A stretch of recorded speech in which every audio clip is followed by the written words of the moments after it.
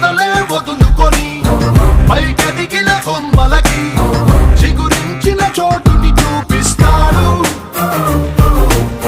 తన దిశనే మార్చుకొని ప్రభవించే సూర్యుడికి తన తూర్పు పరిచయమే చేస్తాడు.